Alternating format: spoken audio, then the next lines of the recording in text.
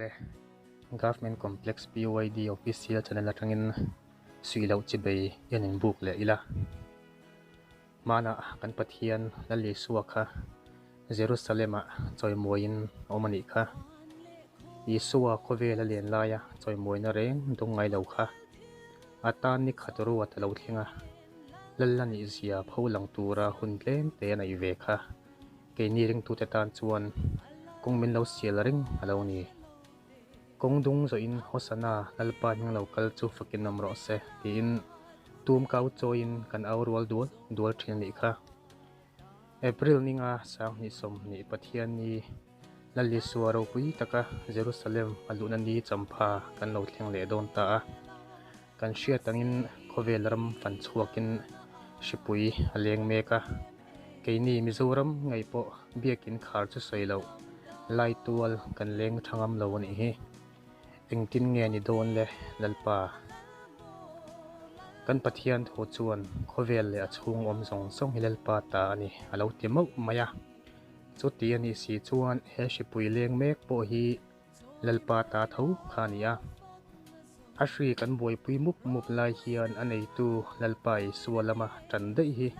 keini pentecost mit phei chuan kan ti tur jok ania engtin nge ni don le lalpa tia ahnen kan thlen hangai ani tuna lalpa fakin tum kau choya hosana puan harem lo ma se yom huna khan thinlung taka hosana pe thei turin in bot seila chhungkwa talpun kan la au thelom le chhungkwa rem chi alo pun hi thinlung khan hi so hena hosana pe thei ngei turin in bot seila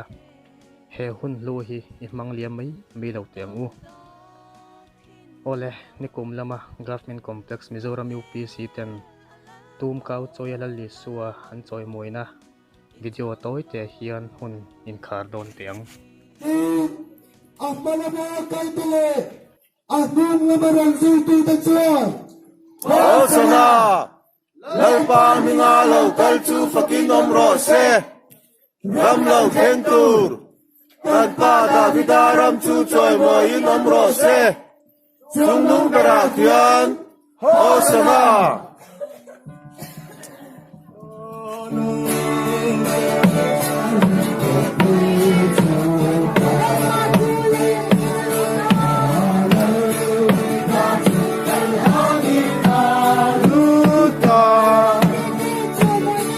Pang